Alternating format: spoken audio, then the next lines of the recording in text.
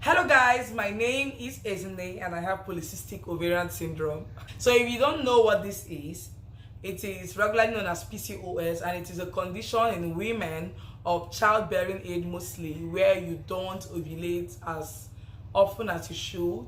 Your periods are irregular or absent, or too heavy, and there are other symptoms associated with it which I've posted on my channel earlier. So if it's something you want to check out, you may want to go scroll down after watching this video, go down, and then you see other videos I've posted about this. So how did I find out I have PCOS? That's the whole point of this video. How I found out, how I've managed the condition for about 21 years or 20 years, and just how I've lived with it till now.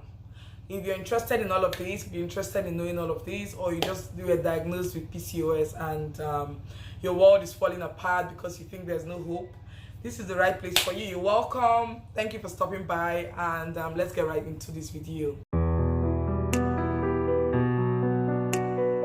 I started my period when I was 11 years, and it came just one day and it didn't come again. And it stayed another few months and came again for 2 days, I believe, and went away. And then it just went on like this: 1 month on, 2 months off. It will come like every other month. Sometimes it will stay for up to 4 months before it comes. It even stays sometimes up to 6 months before it will come. This happened until I got to about 13 or 14 years, and then it started coming, not regularly, don't get me wrong, but say every other month. It will stay as much as a week. Sometimes it will stay 2 weeks, and it will be so heavy I'll get anemic at the end of the whole experience. My palms will be very white. I would just feel very uncomfortable. So my mom noticed all of this. It was giving her cause for concern because she also has heavy flow. So initially she thought it was one of those things, it's something she has. She'll keep telling me, oh my God, this is one thing I didn't want any of my children to have, and now you have it. She didn't even realize it was a condition. She just thought it was a family thing. And she told me how one of her sisters also had that really heavy flu and all of that. Now fast forward to when I was about 13, 14 plus, it became just so heavy. Whenever it comes, I can't walk around, clots of blood are coming out and all of that. So my mom got really concerned, and because we lived in a university campus, in a university environment, she took me to the teaching hospital, or more like the university clinic at the time. And then the doctor we met said, no, this is not a problem, and madam, you have this in your house too. My mom says yes, it's something she and her sisters have, or her sister, she said one of her sisters. And then the mom was like, yeah, it's genetic, it's not a problem, don't worry, once she gets married, everything will regularize. And I'm thinking, what does marriage have to do with anything? Because I was quite young, I didn't ask the question, obviously. But later when I thought about it, I just assumed he meant when I start to have regular sex. I don't know till now what he meant, but that's the only conclusion I can come up with that makes any kind of logical sense. Anyway, so that kind of put my mom's mind at ease, and then me too, I was like, okay, fine, if it's a family thing, then it's nothing to be worried about, considering all my mom's siblings have kids. That was the number one thing we're concerned about. We just thought, that means there's nothing to worry about, it's just, not a problem. So life just went on. I was battling with this. When my period is coming, I would get pads, I would get tissue paper, because pad alone wasn't just cutting it for me. It was really, really heavy. Along the line, I would still go to the hospital, because it would get so bad, and I'll go to the hospital and they'll see a cyst here and there, and they'll say, okay, let's monitor this cyst. And after about 2 months, I'll come back and they'll tell me the cyst is no longer there. And that will leave me excited, because normally they'll tell me if there's a cyst and it doesn't go away after your next flow, it means we have to go, the surgical route. And then when I checked back after 3 months, it's no longer there. But then life continued like this, and I went to the university and I graduated. I went for service. One time when I was serving, guys, I was on my period for 4 months straight. I was bleeding for 4 months. How many days do you have in 1 month? 30 days, right? Let's average it at 30. So I was bleeding for 120 days straight. It was crazy. I was anemic, my palms were white, my eyes were pale all the time, and I was away from my parents. So it's just something I had to battle with by myself. It was crazy, but I mean, I just saw it as it's normal. I mean, this is not okay, but if they say it's normal, then okay, what can I do? And then I met my husband and we were friends and we talked and all of that. Along the line, obviously, I had to tell him. He noticed it, but we had to talk about it. And I told him, yeah, this is something I've experienced for as long as I've known myself, you know, since I started my periods. And this is something my mom experiences. Even though hers is not irregular, it comes very well when it's supposed to come, but it's just heavy. So it's a thing that we have in our families, genes and all of that. You know, I just talked about it quite casually because it's something I had talked about for years, I had lived with for years, so it had become part of me. And then my husband was cool with it, you know, he was like, that's fine. And then we got married and we had to live together, obviously. And that's when he saw what I meant. You know, when I'm on my period, I go into the bathroom like at least 10 times in 1 hour because I need to go and check. I need to go and get. It was terrible. One day we were in the living room and we were in the bedroom and I went to the bathroom. I remember that day so clearly. And then when I came back, he's like, "How do you go through this? You know, how are you going through this?" And by the time, you know, I'm not one who likes pity party. Once I just find out I can't do anything about this, I'm like, you know, why am I trying to feel sad or why am I sulking about it? And it was like, this cannot be normal. This is not okay.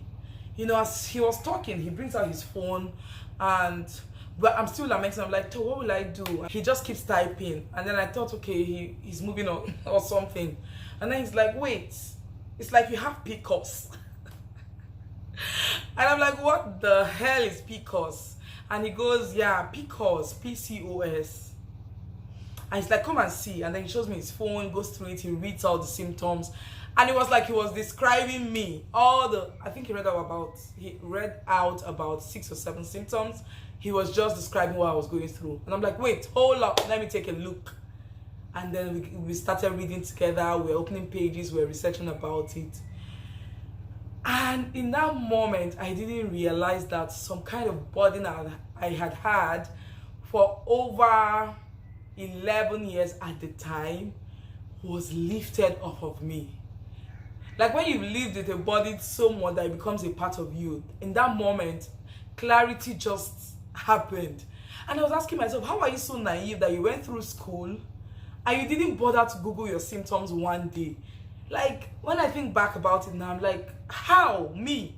I Google everything. I check the internet for everything. How did I accept that? Was I so afraid of what I'll find out if I checked? I don't know what happened. I've asked myself so many questions.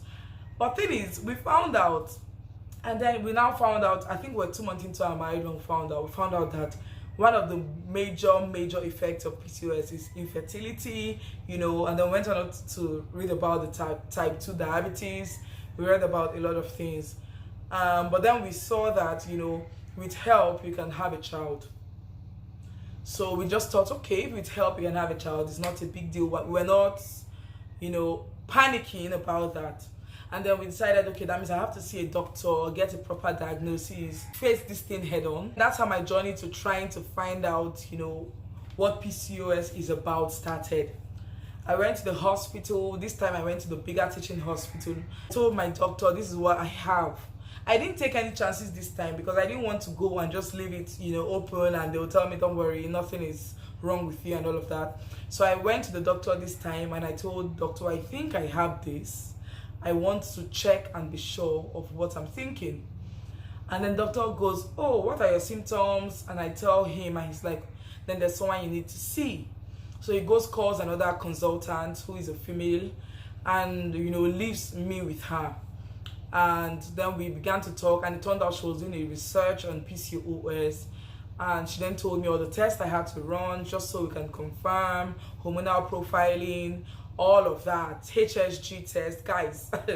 HSG tests, that is the worst test I've had to go through.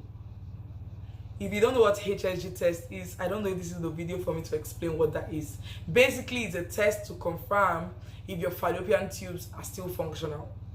So what they do is they, through your vagina, put something into your vagina, into the fallopian tubes, and I think they splash water into it. Meanwhile, there's a radiation or whatever, a machine thing that they place over you and under you to see what's going on in your stomach. And then they fix this thing in and splash the water. If it goes through, I believe, then your fallopian tubes are fine. But if there's a blockage, then it doesn't pass through. Just that kind of thing.